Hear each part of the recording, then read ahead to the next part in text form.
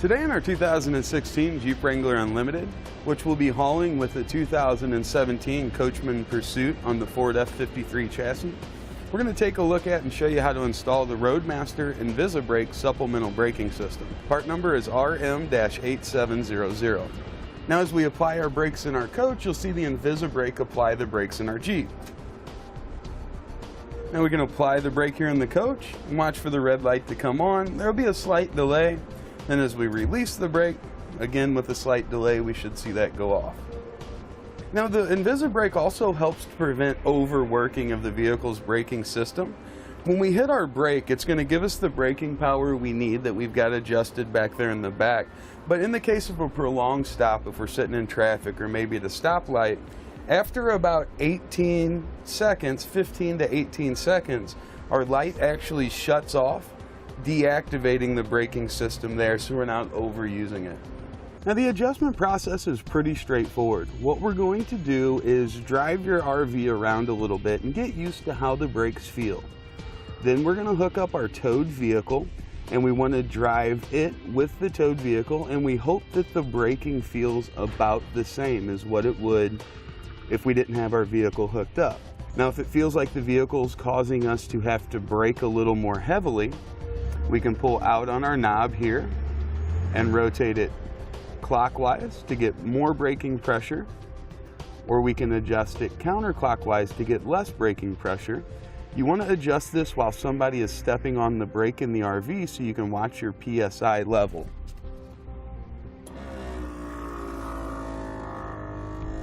See, it's at about 60 there, so we can adjust that down, or we can adjust it up to get the proper amount of braking force that we want. Once we have it set, we can just push that straight in just like that. Now one of the benefits we find in the InvisiBrake is the hookup process. Whenever you're ready to tow your vehicle, of course you're going to need your tow bar, you're going to need your safety chains, but all of the controlling of the InvisiBrake is going to go right through the wiring that comes back for our towed vehicle wiring. Just want to get that plugged in. Then the only other connection that we're going to have to make is our breakaway switch. Now this should go to the frame or the hitch of the vehicle and not the safety chain, so keep that in mind. Bring that up, you can see that hook's not big enough to go around the safety chain connection point, so we can just loop it around and connect it to itself. Once it's all set up and installed, you never have to worry about it again. You just connect your normal cables as you would any other time you're getting ready to head out, and everything's ready to go, and it'll have your vehicle braking safely. Now the breakaway switch is a very important part of this system. What happens if we have an accidental disconnection where the towed vehicle comes separated from our motorhome? When this is pulled, you can hear the system activate. That's going to apply the brakes in our vehicle and bring it safely to a stop.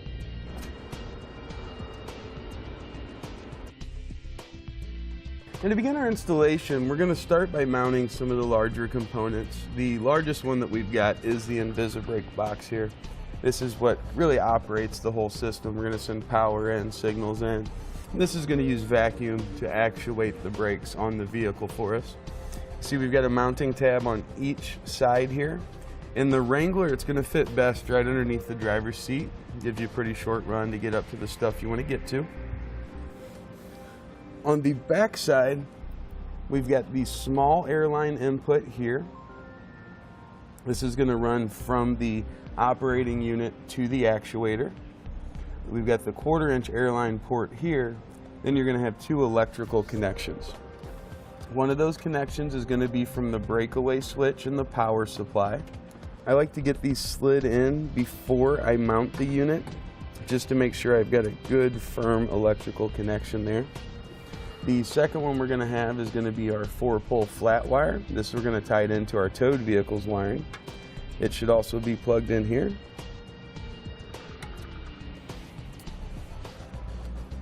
Now while these are still accessible, I like to tape these up. I'm going to tape them down a couple feet. That'll prevent us from having different color wires running through the vehicle. Then we're going to position this so we can still get our floor mat in up here, so we can get access to our connection tabs here on each side. And so we'll have areas so we can see our gauge and also adjust our braking pressure. Now in the kit, they've supplied basically two sizes of self-tapping screws. We're going to use the largest one. Check underneath the carpeting there to make sure you don't have any issues with wiring or anything. But as long as you've confirmed that's clear, we can get these secured.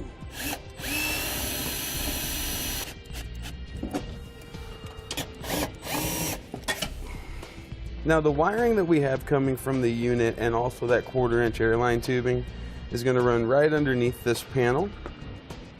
So we're going to pull out our push pin fasteners here, more like a Christmas tree style fastener.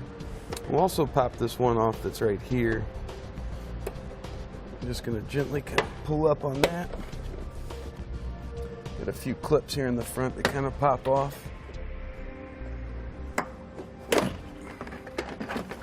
Get that removed. Now we're going to grab the really thin air tubing that we have here. We're going to make our connection with this on that port that we described on the back. Just want to be sure that you've got a nice flush cut on the end. We're going to slide it in that port and it's going to come to a stop, and then we need to press it just a little bit further, about another 1/8 of an inch or so. We should be able to pull on that without it coming out. We'll know that we've got it in there securely. The rest of that length we're just going to leave here on the seat for now. Now to connect the 1/4-inch hard air line to the operating unit, we're going to be using this rubber 1/4-inch hose, and we're going to slide the hard line up inside of there a long way, at least 1.5 inches or so. Want it to be well up inside of there. You can see we've got it up to about right there now. That should be more than enough. And the other end is going to slide on that larger port, just a little bit closer to us where we just put the smaller air line. Just want to wiggle that so it goes all the way on. Now my air line's going to run out underneath the hood just like my other wires there. So I'm just going to take a couple small wraps of tape. You could also use a zip tie if you want. I'm just going to secure that off to that harness so they'll kind of follow the same route.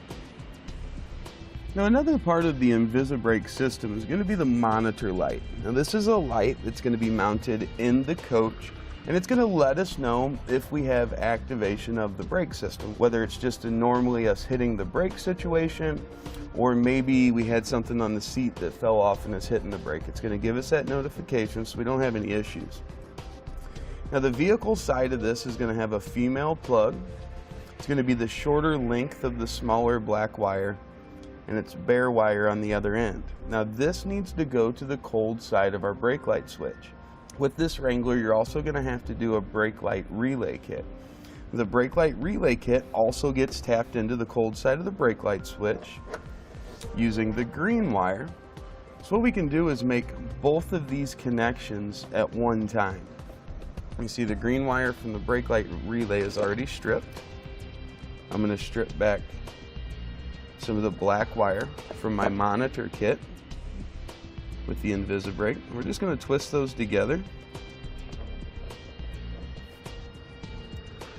And over that we're going to slide one of the provided blue butt connectors. Now these will come with both the InvisiBrake and the brake light relay, so you should have plenty of them.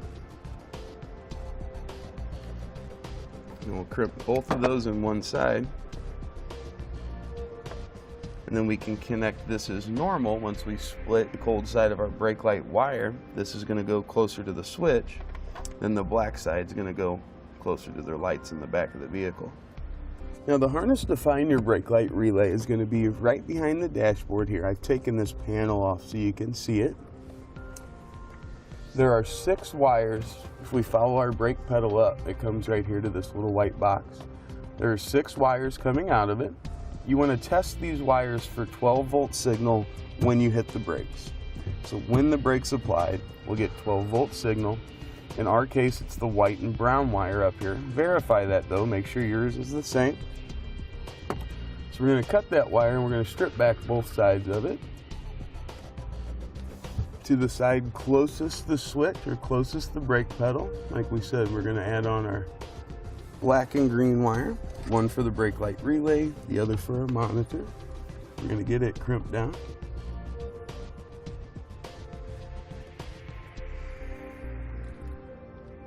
And then to continue wiring on your brake light relay, you'll just connect the black side or the black wire to the one closest to the lights.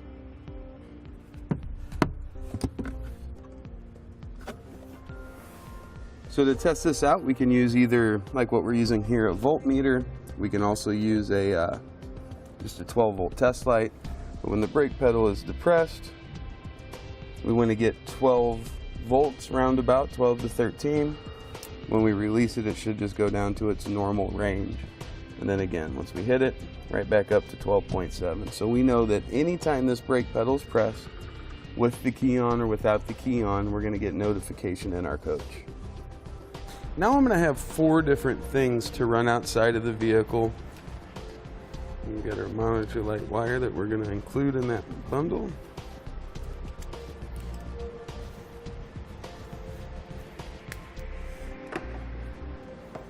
All right, now we'll take this end. Now if we follow up from the brake pedal, which we have right here, just to the left of it, we've got this metal arm that comes down. This will be your firewall steering stem. At the metal arm that comes down here, we've got this little black grommet right up here.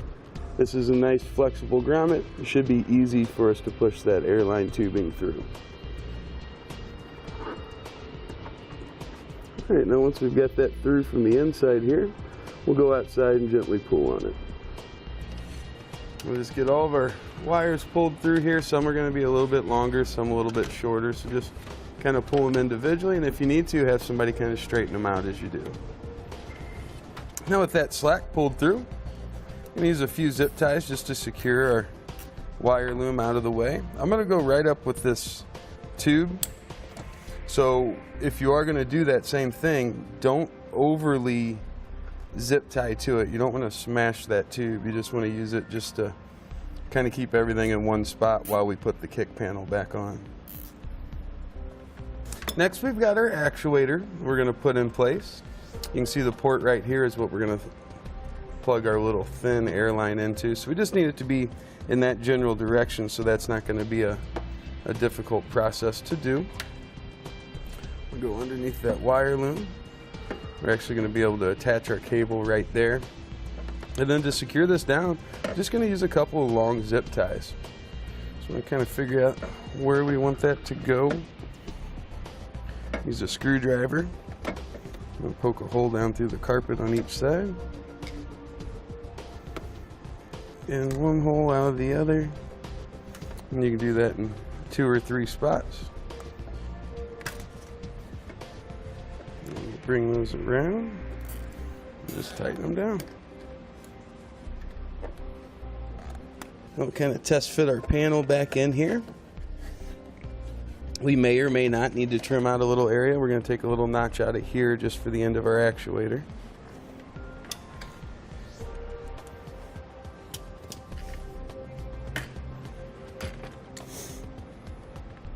You can use shears, or these are just side cutters we're going to use here.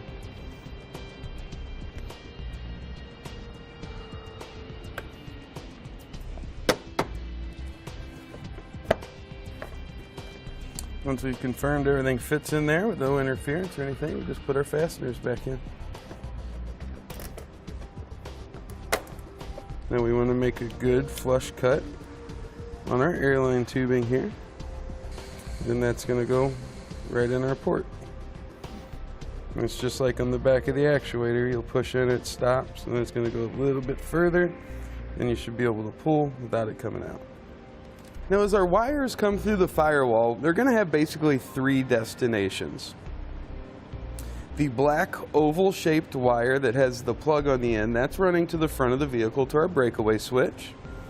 Our 4-pole flat wire is going to be running to the front of the vehicle to our 6-way plug. We're going to tie in right behind that. And then the monitor light wire, this is also going to be running up front. So we can either tie it into our 6-pole plug or use the jumper wire to connect it to our coach. So I'm going to tape up these together. The red and black wire, it's going to stay as one wire, and it's going to go across this loom over to the battery where we can make our connections there. And then we've got our 1/4 inch airline tubing here, and that's just going right here, so we don't have to mess with that too much. We set those two aside, the airline tubing and the red and black. Now I'm going to get this one taped up as far down there to that firewall as I can. It's going to be a little bit tough, but you can get pretty close. Now I'm going to start running my breakaway wire, my 4-pole wire, and my indicator light wires up towards the front of the vehicle there. You can use any route you want. You just need to avoid heat sources. You need to avoid sharp edges, you know, anything that might cause damage to it. So we have our wires down here where we can easily tie into our towed vehicle wiring, also install our breakaway switch, and have our monitor wire available. Now as I run my red and black wire over to the battery, I'm going to take just a second and kind of tape it up again, kind of going down towards that grommet we came out of, just so it looks nice, and then we're going to use zip ties all the way across that big loom.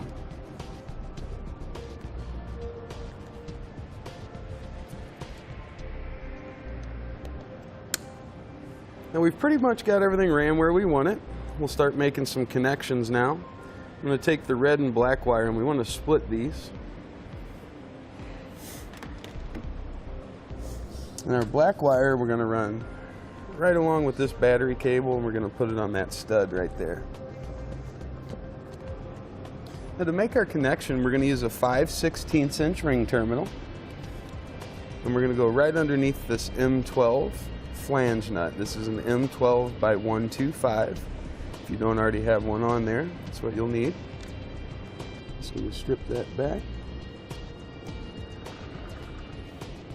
Add on the ring terminal there. And we'll crimp it down.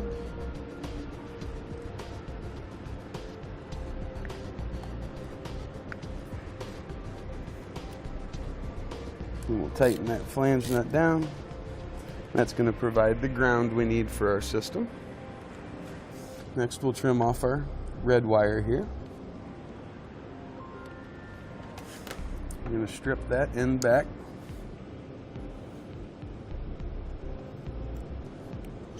And I'm going to do something a little bit different here, something that's not with the kits, part number DW05745.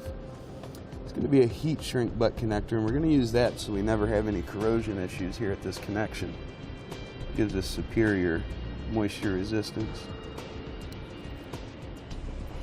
So crimp that down, and we'll use our fuse holder. You'll see no fuse in it yet. That'll be one of the last things we install, will be the fuse into this fuse holder. We'll strip both ends of it back.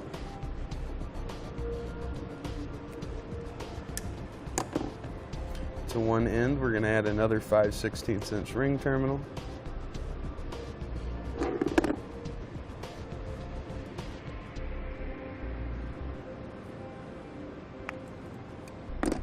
The other end will go to our butt connector. Now we can use heat. You can use a lighter, a mini torch. You can use a heat gun. You just want to apply gentle heat to it. You'll see it start to shrink down. Now the other end of that will attach right to one of the studs coming off our battery here.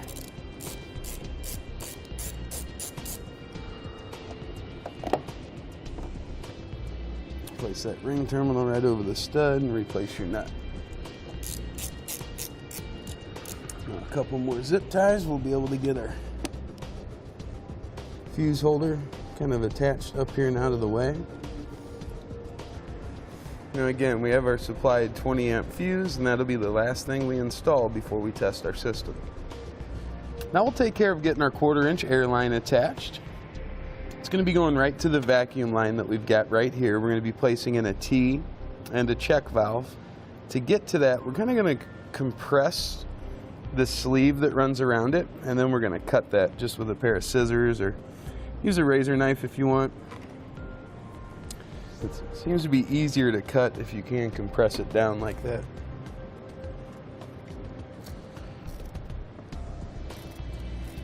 And once we have that cleared off, we want to cut our hose using a really nice sharp pair of hose cutters. Leave enough space here for both the T and check valve. So we're going to take out that center section. Then one side, we'll slide our T in.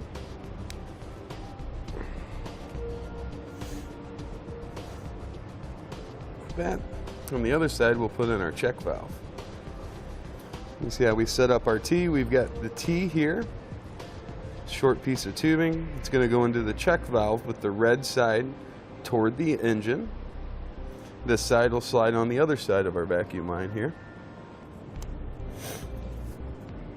We'll have everything back in place. And we'll be able to use the tube here to add in our air line, which we can do now. Now once we come out of the firewall with that, I'm going to go right underneath the master cylinder. That's going to give us a clean look and it'll keep it down out of the way.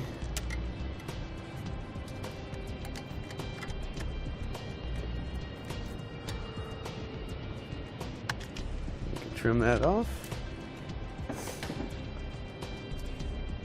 And we'll push this up on. Just like we did before, we want to make sure we get it in there at least 1.5 inches or so.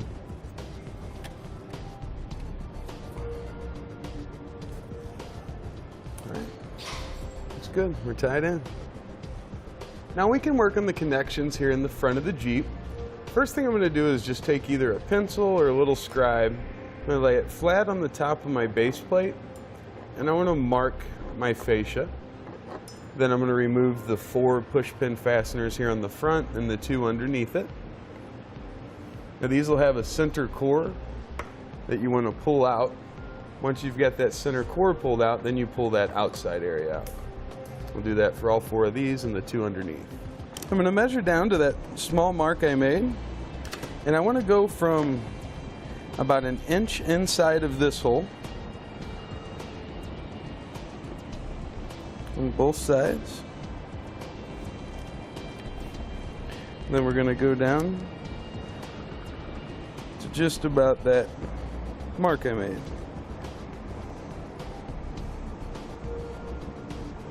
I'm going to trim out that area. Pretty easy material to work with. I'm going to use shears here to cut and then we'll trim it up with a razor knife.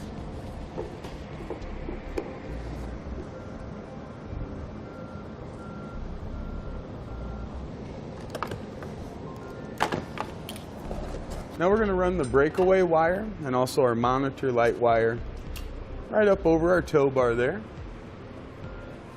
The 4-pole wire, we're going to separate this just like we did our red and black one. You just want to pull it apart.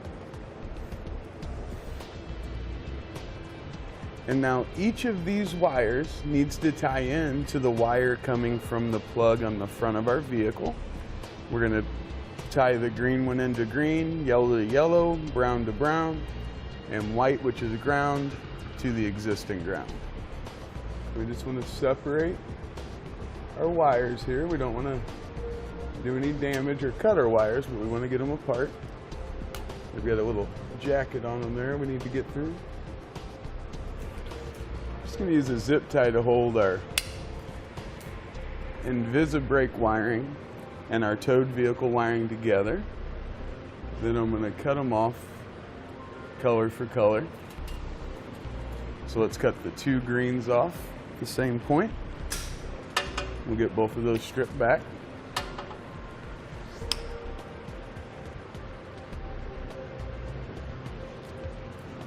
Now I'm going to twist the 2 of those together. And we're going to add on another one of our heat shrink butt connectors. Crimp that down. And on the other side, we're going to add the green wire that goes up to our plug on the front. Now I'm going to strip that back about twice as far as normal. Twist it and double it up so our butt connector has plenty to hold on to.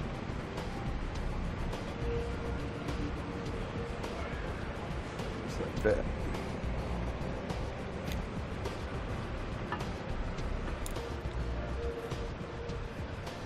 And once we have that done for our green wire, yellow wire, brown wire, and white wire, we can get these shrank down, and if you want to, tape them up, make it look nicer.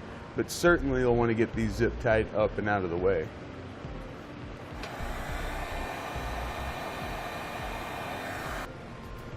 Just like we did all of our other wiring, we're gonna just kind of tape it up to keep it all together, keep it from shaking around. Now the breakaway switch wire is gonna come up to the breakaway switch, and you have a plug that you can use. The thing about that would be that I would definitely tape that up so we didn't get any kind of corrosion or anything in there. Now we can get that taped up, and we're gonna use a short bracket to attach the breakaway. We're gonna do it reversed, where I have the angle here on the front side of the base plate. And this is gonna sit right up on top of that. That way we can kind of keep it tucked in and out of the way slightly. Now we can use one of the holes in our bracket. We just need to slightly enlarge it, and then we'll place through our bolt for our breakaway switch. And we'll place the nylon lock nut on. We'll place that right up and on. We've got our clamp. We want that to go around the base plate. You see that hole that's in the middle? We'll go through there. And we feed it together. I'm going to take all the slack out that we can, and then you just tip that bolt down, and that'll engage that clamp. Then we'll use a 5/16 inch bit driver or socket and secure it down.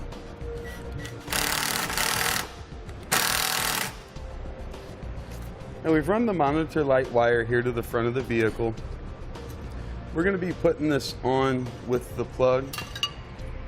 I like the idea of putting it on with the plug here on the front of the vehicle, because every time you hit your brake lights, this is going to have 12-volt power. And if it happens to be making contact with something out here on the front of the vehicle, it might cause a short. So having it in a plug will protect it. We're going to cut that off the same length as our other wires. You see our plug, it's going to fit right there. And then when we plug in our flexo coil kit, we're going to connect the monitor wire to the brake controller signal wire, and that will be sent up to the front, and we'll tap into that there. So we'll get this plug put in now. Just like our other wires, we'll strip the wire back on that monitor wire. Slide that boot over. And then our monitor wire, that's the one you're going to be concerned with, needs to be connected to the center port. To attach it, it's just a little Phillips head screw that you'll remove. Place that down and in, and then tighten up the set screw to hold it in place.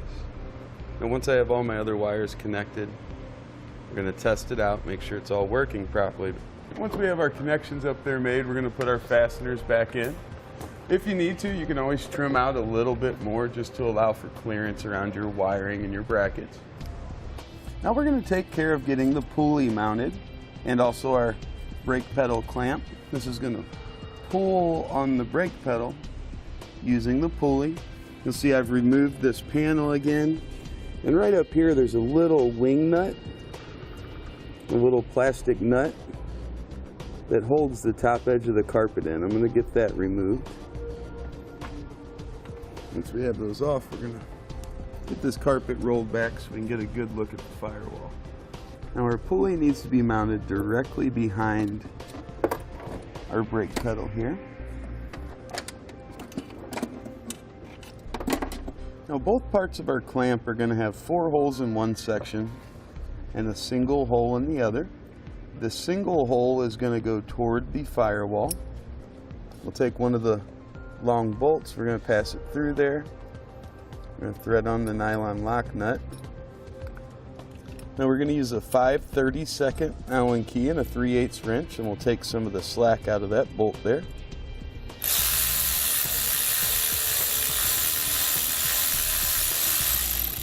Now we'll fit that around our pedal. On the other side, we're going to install this bolt as close to the pedal as we can, choosing one of those 4 locations. Looks like in this case we'll actually be able to use the closest one.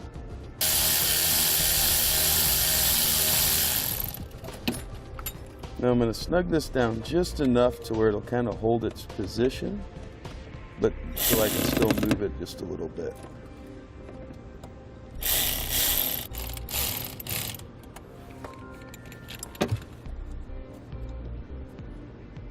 Now on the end of our cable here, we've got 2 nuts. We want to take the nut closest to the cable all the way off. We'll slide the cable through the slot in the clamp. We'll slide that down through, and we'll bring our nut back up on the back side. And for now it's okay if that's just hand tight. And again, we need our pulley to be directly behind there. It looks like the full swing of the pedal, that'll be in line. So I'm going to mark my holes.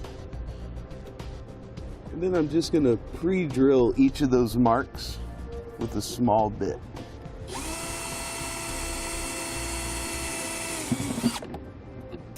Now you can use a 5/16 inch socket or bit driver. And we're going to put one of the short provided self-tapping screws in each of the hole locations.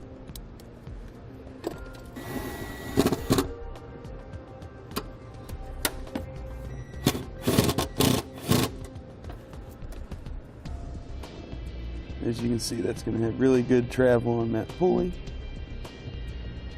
running directly on it. Now we're going to finish tightening down our clamp here. Just want to be in a position where you can't move it. Check again. Running very well on the pulley. So now we want to bring our cable down, and we're going to take the slack out of it, with the exception of just enough to let the ball that's on the end of the cable come out right about to the end of its keeper there. So right about there should be good. Cable keeper here, we're going to slide that on the cable. Once we've got that positioned, we'll get its location marked. And we'll get those 2 holes pre-drilled.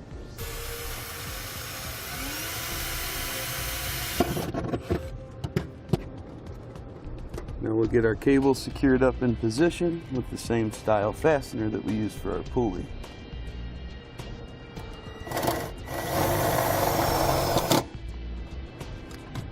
Now you can see with that secure, our cable comes out a little further than we'd like. So we can just loosen up that nut on the rear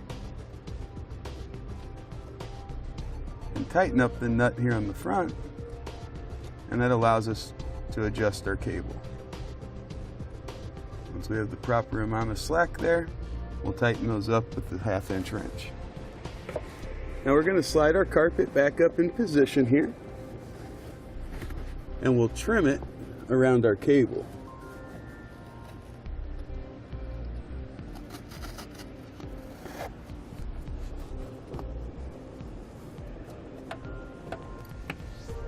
Carpet keepers back on both sides there, and put our small kick panel back in on the side here if you removed it. Now part of the pedal clamp here typically sticks out over the brake pedal, and if you were trying to hit your brakes, that was going to be in the way. So we're going to trim both of these off, and if you want to, you can also cut off the extra bolt that's sticking through. Now it's a good idea to protect the carpeting, because when you cut this, you're going to be creating some sparks, and the pieces of metal that come off can be extremely hot, and they might burn your carpet as well.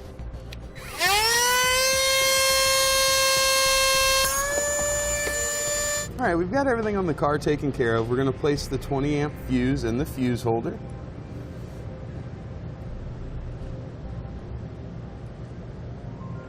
We can get the monitor light taken care of on our RV.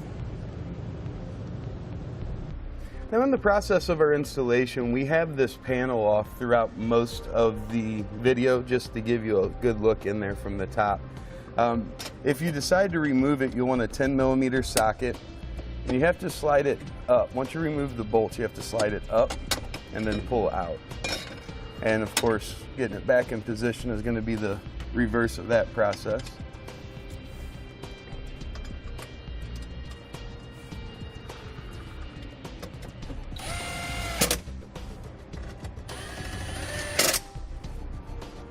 And we've got our panel here, the 2 tabs on the bottom are going to go in, then it's just rotated up and you press straight in on the 4 clips. Now, as we talked about on the Jeep side, when we were installing that monitor light wire, we had two options. We decided to go to the 6-pole plug right on the front of the Jeep, which is going to transfer that signal through our already existing coil wiring through the 7-pole up to the brake controller wire we're going to show you underneath the dashboard. If you don't want to go that route, remember we showed you the plug that we'd have on the front of the Jeep. You've got the jumper wire. This is going to go between the Jeep and the back of your RV, and then you've got this length that the other end will plug into, and we'll need to run this underneath the RV into the cabin around the same location where we're going to find that brake controller wire. The advantage of using the brake controller wire is going to be that you're not going to have to route this all the way up underneath the vehicle and then try to get it inside. It's going to save you quite a bit of time on your installation, and you also won't have the additional wires to worry about connecting. Now, the two components that are going to be visible for our monitor light are going to be the small red LED. You can see the chrome bezel. That's going to be pressed flush down in the dash. And we're also going to have our sticker. That's going to go right through that hole in the middle. And you want to choose a location that you're going to be able to see as you travel, but that's not going to be like right there in front of your eyes every time you hit the brakes. So we're going to go in this area right over here. You just want to make sure there's, of course, nothing behind the area you plan on drilling out, you know, wiring and things like that, and that you'll be able to get to the back to make your wiring connections. We want to figure there where we want our sticker to be. Then I'm going to use a 5/16 inch drill bit. To start, I'm just going to mark the area. We'll place our sticker on there in a minute, but we'll get that drilled out. Now with that drilled out, we'll clean that area off with some rubbing alcohol. Now, the monitor system's made up of two components. We've got our buzzer that's going to come on if the braking system's been on for an extended period of time, meaning something is actually pressing down on the pedal. And then we've got our red LED, which is going to come on just during the normal braking operation. Now, the connections I'm going to make are going to be extremely difficult for you to see on camera. But we're going to take the two red wires, one that comes from the buzzer, one that comes from the LED. We're going to twist the wires together and we'll place on one of our blue butt connectors, just like this. Now I'm going to take extra wire. We've got some if you didn't run the wire underneath the vehicle. You'll also have some just left over in your kit. But that'll go to the other side, and this is going to go to either the wire you ran out from the back of the coach or to the blue wire from the brake controller signal. The two white wires will do the same thing, twist those together, place on one of our butt connectors, and then this is going to go to a ground source underneath the dashboard. You can use a ring terminal and self-tapping screw if you want. We're also going to extend that with a little bit of black wire, or you can use an already existing bolt that might be underneath there. Now, once we have this placed through our sticker and through the dashboard, there's a keeper that slides up behind it. It's going to slide up, and you hold the light from the outside, and you want to slide this right flush up against the back of the dashboard, and that'll keep this from moving. It'll be sandwiched in there just like that, and we'll push it right up against the back side. So we're going to place that sticker right over our hole. We'll take our light and we'll push it right through.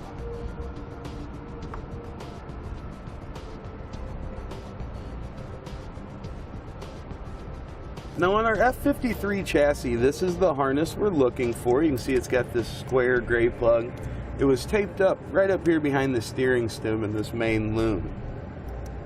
So the nice thing about this is it's going to provide us with both the feeds we need. It says the trailer electric brake feed is going to be the dark blue wire, and the ground's going to be the white. So that's going to satisfy the two things we need for our notification system to work.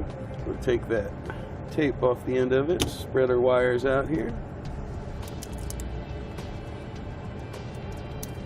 We'll get our white wire stripped back, and that's going to go to the white wire that came off of our light and buzzer. Just going to use We provided yellow butt connectors to do this. Now when I strip this back, I'm going to do it about twice as far if you're using the notification wire. It's a little bit thinner gauge, so we can double that over.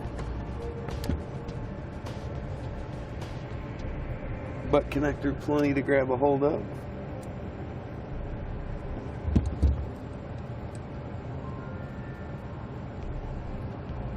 And our other side, that one we're going to go to the dark blue wire with. This one comes from the red wires on our lights.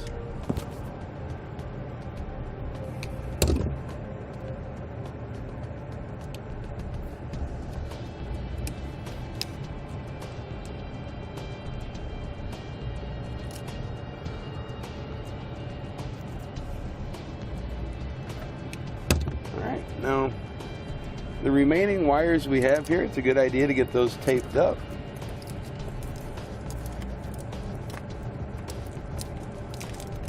Or you can also wrap your tag around there and do a zip tie around it. You just want to use a few zip ties and get this harness zip tied up and out of the way. Don't want it to be around your like parking brake or anything like that that might move.